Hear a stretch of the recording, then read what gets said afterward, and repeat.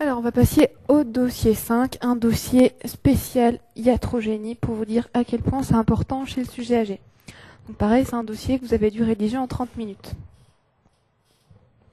Donc vous recevez aux urgences Monsieur G, 78 ans, adressé par son médecin généraliste pour confusion depuis 2 jours. Les antécédents du patient se résument à une hypercholestérolémie, une hypertension traitée par inhibiteur calcique et un tabagisme chiffré à 40 paquets années. Donc son médecin généraliste vous rapporte qu'il a diagnostiqué une maladie de Parkinson il y a 2 semaines et qu'il a introduit un traitement par anticholinergique car la principale gêne du patient était le tremblement. Un bilan biologique standard réalisé aux urgences, NFS, Iono, calcémie CRP, ne retrouve pas d'anomalie et votre examen clinique ainsi que le CG sont peu contributifs. Quelles sont les étiologies de la confusion du sujet âgé? Quelle étiologie envisagez-vous en priorité chez votre patient? Sur quels arguments cliniques envisage-t-on le diagnostic de maladie de Parkinson? Question 3. Le patient est hospitalisé en court séjour de gériatrie pour poursuite de la prise en charge. Votre hypothèse principale s'étant vérifiée, le patient retrouve son état de base rapidement. Vous décidez de réaliser un bilan plus important à l'occasion de cette hospitalisation. Quels sont les différents axes de votre évaluation? Vous décidez d'adapter le traitement anti-parkinsonien. Quelle classe médicamenteuse employez-vous? Quels sont les effets indésirables de ce traitement? Comment lutter contre la iatrogénie chez le sujet âgé? Après plusieurs années d'évolution de sa maladie de Parkinson, le patient se plaint d'effets on-off l'handicapant beaucoup. Quels sont les moyens à votre disposition pour soulager le patient? Lors de l'hospitalisation, votre patient ressent une douleur thoracique, vous faisant découvrir un syndrome coronarien avec élévation de la troponine. Il est décidé de traiter médicalement cet épisode en concertation avec les cardiologues. Quel traitement optimal de recevoir votre patient après la phase aiguë? Quelques semaines plus tard, le patient est à nouveau hospitalisé pour chute à répétition. Quelles étiologies iatrogéniques envisagez-vous? La correction. Question 1. Quelles sont les étiologies de la confusion du sujet âgé? Quelle étiologie envisagez-vous en priorité chez votre patient? Alors, la confusion du sujet âgé, pareil, question tiroir qu'il faut connaître. Donc il y a l'AVC, la cardiopathie aiguë, tous ceux qui n'ont pas mis le globe et le fécalum, vous pouvez vous autoflageller, la iatrogénie, la fièvre, la douleur, ça peut rendre confus, tous les troubles métaboliques du monde, l'épilepsie, l'immobilité, ça peut rendre confus chez les sujets âgés, et un trauma crânien récent, voire tout ce qui est post-chirurgical. L'étiologie la plus probable chez notre patient, c'est la iatrogénie. Pourquoi? Parce qu'il y a un traitement anticholinergique qui a été introduit récemment, et c'est des médicaments qu'on a tendance à contre-indiquer chez le sujet âgé. Comme on l'a expliqué tout à l'heure, ça majore les troubles cognitifs et ça rend confus. Donc sur quels arguments cliniques envisage-t-on le diagnostic de maladie de Parkinson? Donc les arguments positifs. Toutes les composantes du syndrome extrapyramidal, donc la kinésie qui est la difficulté d'initiation des mouvements, l'hypertonie qu'on appelle plastique dans le syndrome extrapyramidal, c'est-à-dire que quand vous tirez sur le membre, il reste en position et vous avez une roue dentée. Dans le syndrome pyramidal, au contraire, l'hypertonie est dite élastique, c'est-à-dire quand vous tirez sur le membre, il revient à sa position initiale. Vous avez le tremblement de repos, j'insiste sur de repos, et qui disparaît au mouvement intentionnel. Et vous avez aussi l'instabilité posturale. Après, pour le diagnostic de maladie de Parkinson, donc de syndrome parkinsonien idiopathique, il vous faut l'absence d'arguments négatifs.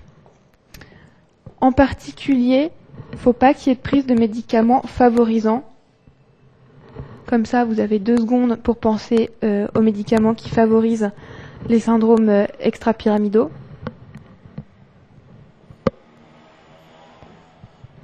Il y a surtout, et essentiellement chez le sujet âgé, les neuroleptiques. Après, il faut examiner l'oculomotricité. Quand on a des parésies oculaires, on commence à s'orienter vers des syndromes parkinsoniens secondaires, et en particulier tout ce qui est PSP, paralysie supranucléaire. Tout ce qui est ataxie, spasticité et atrophie musculaire ne doivent pas être présents dans une maladie de Parkinson. S'ils sont présents, ça va vous orienter vers des pathologies type atrophie multisystématisée. Donc, votre patient est hospitalisé en court séjour de gériatrie pour poursuite de la prise en charge. Votre hypothèse principale, donc la iatrogénie s'étant vérifiée, vous avez arrêté le traitement par anticholinergique et le patient retrouve son état de base rapidement.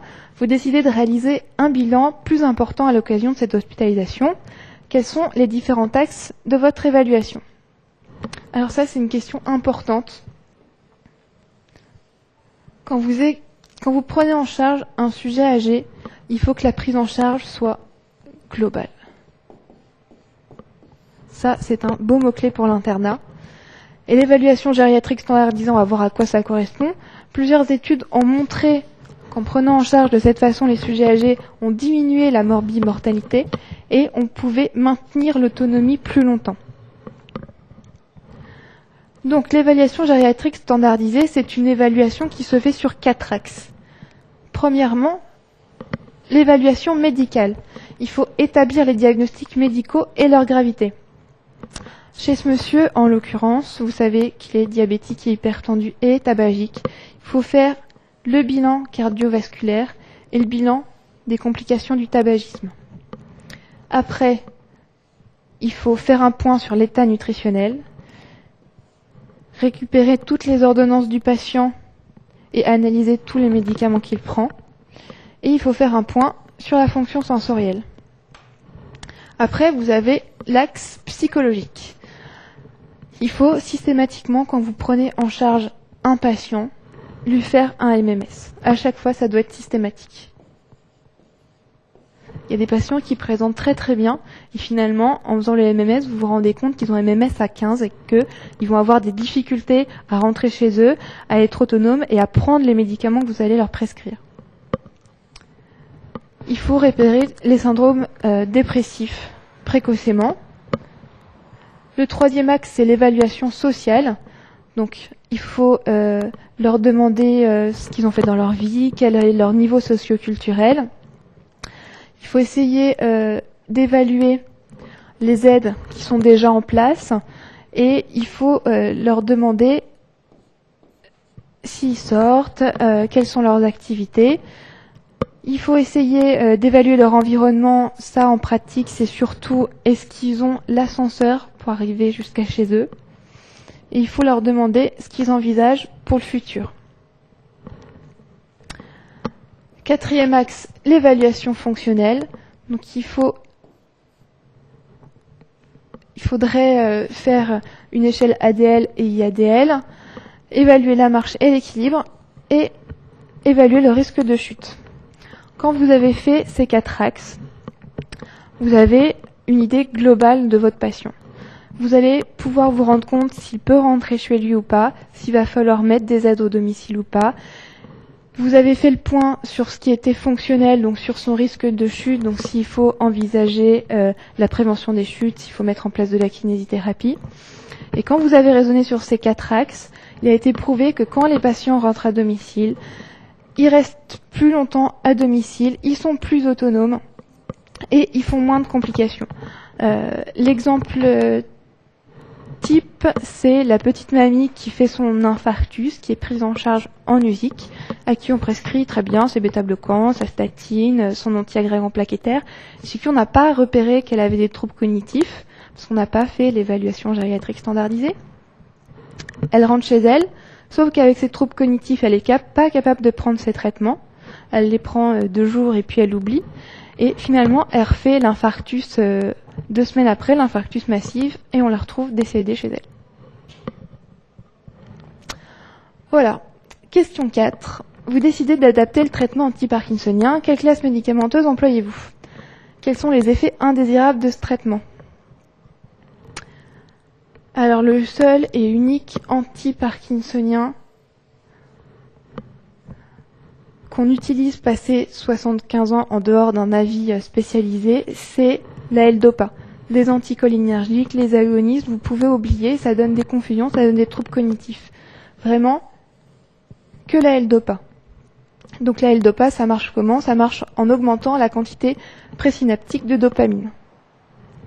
Les effets indésirables, il y en a beaucoup. À court terme,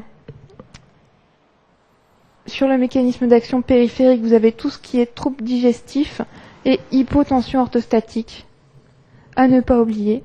Après, vous avez des complications, troubles du rythme, des complications hémato, anémie hémolytique, thrombopénie, agranulocytose. Après, les effets indésirables à court terme de mécanisme central, les hallucinations, aussi la confusion, mais beaucoup moins fréquemment que les autres, l'insomnie, les dyskinésies précoces, les effets indésirables au long terme, donc surtout les effets moteurs, donc c'est la perte d'efficacité après un certain temps d'évolution, les fluctuations motrices, c'est les effets on-off, on va en reparler, et les mouvements anormaux, les dyskinésies et les dystonies. Les effets donc indésirables à long terme, il y a aussi des effets psychiatriques, confusion, cauchemar, hallucinations, surtout en cas de surdosage. Alors, on va faire un petit point sur la sémiologie neuro. Les dyskinésies sont des mouvements involontaires, incessants, lents, qui reproduisent une activité stéréotypée complexe. En gros, pour vous donner un exemple, c'est la petite amie que vous avez en face de vous qui passe sa vie à décroiser les jambes, mais qui ne se rend pas compte qu'elle est en train de le faire. La dystonie, c'est des mouvements involontaires soutenus entraînant des attitudes de contorsion, donc c'est vraiment des contractures généralisées des muscles. Vous avez par exemple le torticolis dystonique, des gens qui sont en attitude comme ça de torticolis et contre lequel on ne peut pas lutter. Alors, comment lutter contre la iatrogénie chez le sujet âgé? Déjà, et avant tout, c'est diminuer le nombre de médicaments. Il a été montré qu'au-dessus de 4 médicaments dans l'ordonnance, ça a augmenté fortement le risque de chute. Il faut adapter les posologies à la clairance de la créatinine. Et vraiment, j'insiste sur le terme de clairance. Il ne faut pas se contenter de la créate. Une créate normale chez une petite mamie qui fait 40 kg, c'est souvent déjà une insuffisance rénale chronique sévère quand vous calculez la clairance. Il faut calculer la clairance à chaque fois. Il faut éviter les traitements ayant des effets anticholinergiques, donc je rabâche. Traitements ayant le moins d'effets secondaires possible avec une marge de sécurité la plus large possible. Et il faut utiliser des médicaments d'utilisation la plus simple possible. Il faut éviter les gouttes à tout prix. Déjà pour les patients qui ont des troubles visuels et puis pour ceux qui sont plus capables de les compter. Il faut utiliser des traitements ayant fait leurs preuves. La principale consommation médicamenteuse chez les sujets âgés, il y a les antalgiques et il y a les vénotoniques. Les vénotoniques n'ont jamais fait la preuve de leur efficacité. C'est la première chose à supprimer des ordonnances, avec aussi les vasodilatateurs cérébraux qui ne servent à rien. Il faut connaître tous les traitements que prennent les patients. Il ne faut pas oublier l'automédicamentation. Il ne faut pas oublier les gouttes dans les yeux. Les bêta-bloquants en gouttes, ça a aussi des effets secondaires généraux. Alors, il y a le principe du démarrer doucement, du démarrer à petite dose et d'augmenter doucement. Ça va pour les bêta-bloquants, mais aussi pour tous les médicaments chez le sujet âgé. Donc la surveillance régulière et la réévaluation, surtout pour tout ce qui est psychotrope, ne pas laisser s'installer une consommation de benzodiazépines au long cours. Et éviter plusieurs médicaments de la même classe. Alors, deux autres principes. Si votre sujet est dénutri, il faut diminuer les doses des médicaments à forte liaison protéique, les AVK. Ça donne des surdosages, la dénutrition. Et si vous avez des troubles cognitifs, il faut faire vérifier les prises par la famille ou par une infirmière. Voilà, question 6. Après plusieurs années d'évolution de sa maladie de Parkinson, le patient se plaint d'effets on-off, l'handicapant beaucoup. Quels sont les moyens à votre disposition pour soulager le patient? Donc les effets on-off sont des fluctuations d'effets de la L-DOPA qui apparaissent après un certain temps d'évolution. Donc comment le prendre en charge? En augmentant le fractionnement des prises, c'est-à-dire diminuer la dose de Modopar à chaque prise, mais augmenter le nombre de prises.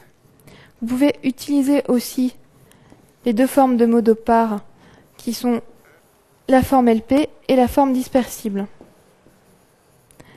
La forme LP, vous l'utilisez en 2 fois dans la journée, le matin et le soir, pour avoir un effet prolongé dans le temps. Et la forme dispersible, vous l'utilisez pour avoir des pics d'efficacité. Vous pouvez utiliser la sélégiline, qui est un inhibiteur de la monoaminoxydase B, avec un avis spécialisé. Il y a aussi le régime sans protides le jour, qui reste difficile à proposer aux sujets âgés devant les risques de dénutrition. Mais il a été montré que quand on associe la prise de Modopar à un apport protidique important, l'absorption digestive du Modopar, de la dopamine était diminuée. Après, comme je vous l'ai déjà dit, tout ce qui est utilisation d'agonistes dopaminergiques est fortement déconseillé chez le sujet âgé. Alors, donc, votre patient a fait un infarctus. C'est pas étonnant vu tous les facteurs de risque cardiovasculaire que je vous décris au début du sujet. Quel traitement optimal de recevoir votre patient après la phase aiguë? Donc ça, c'est la question classique qu'il faut savoir dérouler. Donc, les antiagrégants plaquettaires, son petit IPP à chaque fois chez le sujet âgé, le bêta-bloquant, la statine, l'IEC plus ou moins en fonction de la fonction VG résiduelle, et le dérivé nité en spray en cas de douleur thoracique résiduelle. Quelques semaines plus tard, le patient est à nouveau hospitalisé pour chute. Quelles étiologies iatrogéniques envisagez-vous? Donc il y en a plusieurs. Le bêta-bloquant à lui tout seul, il peut entraîner des bradycardies, des blocs auriculo-ventriculaires, donc ça peut donner des syncopes, une hypotension orthostatique, encore et toujours, et ça peut entraîner une hypoglycémie, surtout en cas de traitement à forte dose pour des bêta-bloquants qui sont non cardiosélectifs. Les dérivés nitrés en spray, je vous rappelle qu'il faut les prendre en position assise, parce que ça donne quoi? Des hypotensions orthostatiques. Les IEC, pareil, hypotension orthostatique. Et les statines, à ne pas oublier, ça peut donner des myopathies, donc des faiblesses musculaires, donc des chutes. La L-DOPA, on en a parlé, ça donne des hypotensions orthostatiques. Ça peut donner des troubles du rythme. Les dyskinésies et les dystonies peuvent faire chuter. Voilà, donc les messages de ce cas clinique, c'est qu'il faut savoir faire le tri dans les ordonnances de vos vieux et qu'il ne faut pas hésiter à élaguer très très largement. Comme je vous l'ai dit, supprimer tout ce qui est vasodilatateurs cérébraux et vénotoniques, au minimum. Après, il faut connaître les classes médicamenteuses à risque chez le sujet âgé. Donc il y en a beaucoup, les diurétiques, les IEC, les antihypertenseurs, les hypoglycémiants, les AVK. Les anti-inflammatoires non stéroïdiens, je vous rappelle, pour les risques d'hémorragie digestive et pour le risque d'insuffisance rénale. Les psychotropes et encore une fois, tout ce qui est anticholinergique. Donc, en conclusion, les incontournables de la gériatrie à l'examen national classant, ça reste les mots-clés type fécalome, type globe urinaire, polypathologie, iatrogénie, multidisciplinaire, tout ça on a vu. Il faut aussi connaître vraiment bien vos questions sur la démence, sur la chute, sur la confusion. Il faut vraiment bien connaître tout ce qui est iatrogène et toutes les classes médicamenteuses qui sont à risque chez le sujet âgé. Après, pour vous parler de la gériatrie, en 2 mots, c'est vraiment une spécialité vraiment intéressante. Vous voyez tout et n'importe quoi, vous voyez toutes les pathologies. Un même sujet peut à la fois avoir des problèmes cardiovasculaires, des problèmes neuro, des problèmes rhumato. Tout ça, il faut savoir le gérer ensemble. C'est vraiment à chaque fois une réflexion médicale très intéressante. En plus, ils sont vieux, ils sont fragiles, ils vous font des complications vraiment souvent. Vous êtes souvent en situation d'urgence, que ce soit l'hémorragie digestive, l'AVC, l'infarctus, la crise généralisée tonico-clonique, le choc septique, l'occlusion. Enfin, ils vous font plein de petites blagues qui sont toujours sympas à gérer. À côté de ça, il y a tout le côté humain qui est vraiment prépondérant en gériatrie. Les petites mamies et les petits papis sont vraiment attachants parce que déjà ils sont vraiment reconnaissants des soins que vous leur donnez. La famille c'est pareil. Vous créez vraiment des liens avec vos patients et avec la famille. Ça a ce point commun avec la pédiatrie. Et puis, ma foi, si vous aimez les petits vieux, si vous aimez raisonner, si vous aimez être en situation d'urgence et que vous aimez un petit peu d'adrénaline parce que malgré ce qu'on croit en gériatrie, il se passe beaucoup de choses, et faites de la gériatrie.